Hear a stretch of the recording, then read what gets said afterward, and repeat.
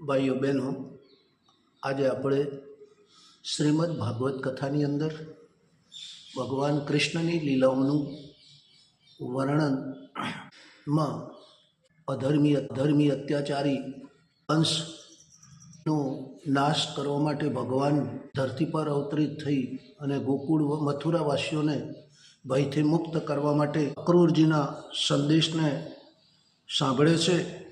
અને અક્રૂરજી કહે છે કે હું કંસનો દૂત છું, અને એ દૂતની વાત અહીંયા સાંભળે છે.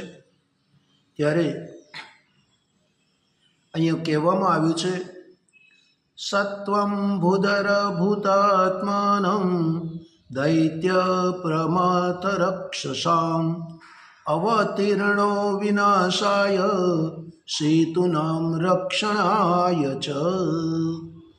હે ભગવાન, આપ દૈત્ય પ્રમથ અને રાક્ષસોના, જેમણે આજકાલ રાજાઓનો વેશ ધારણ કરી રાખ્યો છે, વિનાશ કરવાને માટે તથા ધર્મની મર્યાદાઓની રક્ષા કરવા માટે આપ અવતીર્ણ થયા છો.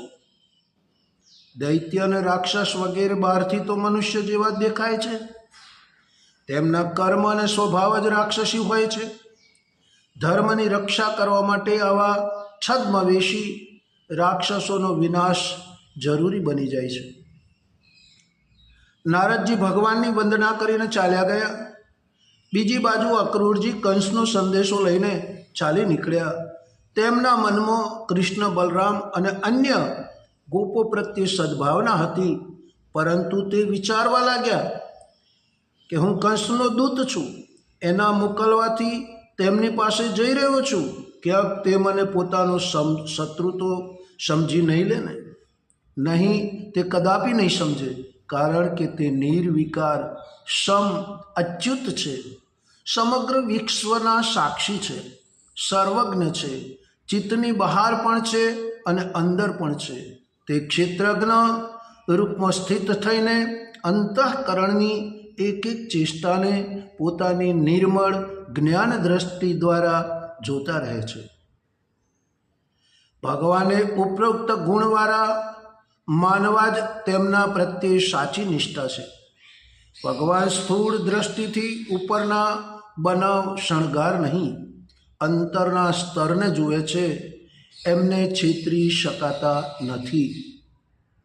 એટલા જ માટે કહેવામાં આવ્યું, ન તસ્ય કશ્ચિદ દયતિ સહત્તમો ન ચા પ્રિયો દ્વેષ ઉપેક્ષયૈવ વા તથાપિ ભક્તાન ભજતે યથા તથા સુરદ્રુમો યદ્વદુપાશ્રિતોર્તદ.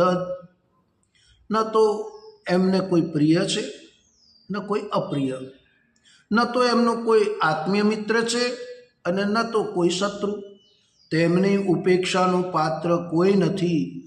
તો પણ જેમ કલ્પવૃક્ષ પોતાની નજીક આવી યાચના કરનારને તેમની મોહમાગી વસ્તુઓ આપે છે, તેવી જ રીતે ભગવાન પણ જો એમને જે પ્રકારે ભજે છે એને એ જ રૂપમાં ભજતા હોય છે. ભાઈઓ બહેનો, ભગવાનને ભજવાની અનેક રીતો છે. ભગવાનની ભક્તિ કરવાની અનેક રીતો છે. એની અંદર સાચી ભક્તિ, સાચું કીર્તન એક જ છે કે મનને પવિત્ર રાખી અંતઃકરણમાં ભગવાનને સ્થાપિત કરી અને સમર્પણ ભાવથી જ્યારે ભગવાનને પુકારવામાં આવે ને, ત્યારે ભગવાન દોડી આવે છે. અહીંયા ભગવાનના સંભાવ હોવાનો નિર્ણય કરવામાં આવ્યો છે. ભગવાનથી જે માગો તે મળી જશે, એ ધારણા ખોટી છે. એમની પાસે તુચ્છ સ્વાર્થોની પૂર્તિ કરાવવી તેમને તુચ્છ વ્યક્તિત્વ માનવા જેવું છે.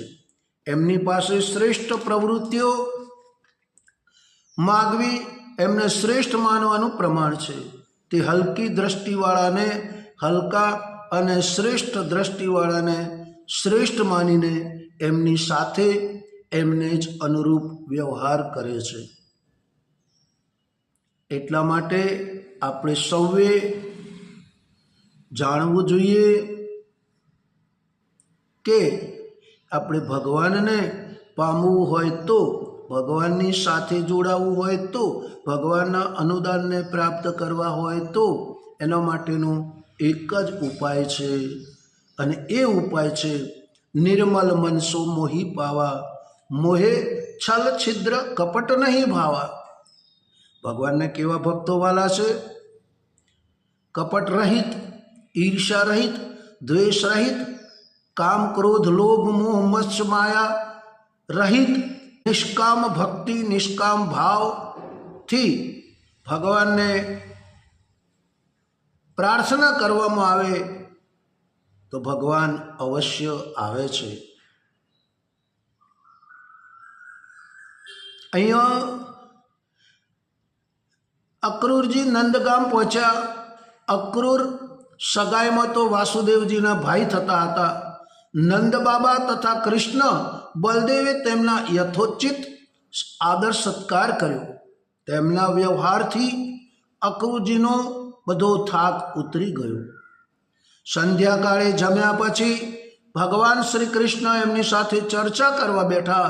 પોતાના પરિજનોની કુશળતા પૂછતા તે કહેવા લાગ્યા, એમનો નનહા કુશલમ પૃચ્છે એદમાને કુલામહે કંસે માતુલના મન્યગ સ્વાનામ નસ્ત પ્રજા સુચ. આપણા નામ માત્રના મામા કંસ તો આપણા કુળને માટે ભયંકર વ્યાધિ છે. જ્યાં સુધી એમની હાક વાગી રહી છે ત્યાં સુધી અમે પોતાના ઘરવાળા અને તેમના બાળપચ્ચોના કુશળ મંગળ શું પૂછીએ? દુષ્ટોની પ્રગતિ સમાજને માટે હાનિકારક હોય છે. અક્રૂરજીએ કંસના અત્યાચારોનું વર્ણન કર્યું.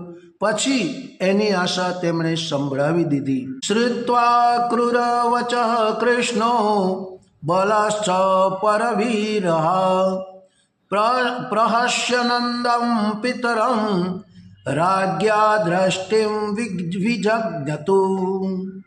અક્રૂરજીની વાત સાંભળીને વિપક્ષી શત્રુઓનું દમન કરનારા ભગવાન શ્રી કૃષ્ણ અને બલરામજી હસવા લાગ્યા. શ્રુત્વા ક્રૂર વચ કૃષ્ણો બલાશ્ચ પરવીરઃ પ્રહસ્ય નંદમ પિતરમ રાજ્યા દ્રષ્ટિમ વિજજ્ઞતુ. અક્રૂરજીની વાત સાંભળીને વિપક્ષી શત્રુઓનું દમન કરનારા ભગવાન શ્રી કૃષ્ણ અને બલરામજી હસવા લાગ્યા. ઉત્સહે અહમ કૃપણાદિ કામ કર્મ હતમ મનઃ રોદધૂપ્રમાથી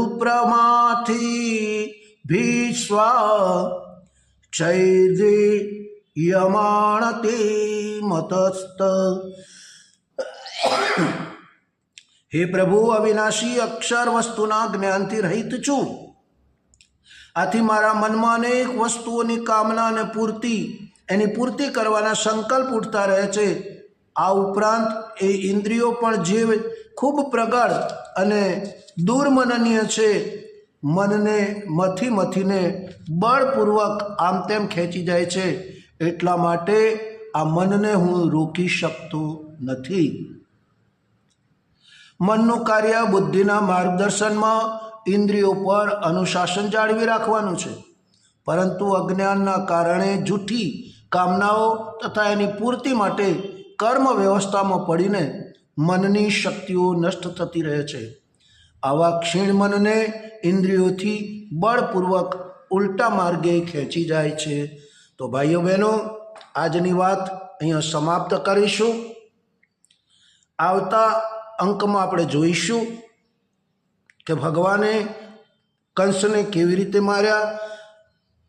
તો આ વિડીયો આપને ગમ્યો હશે.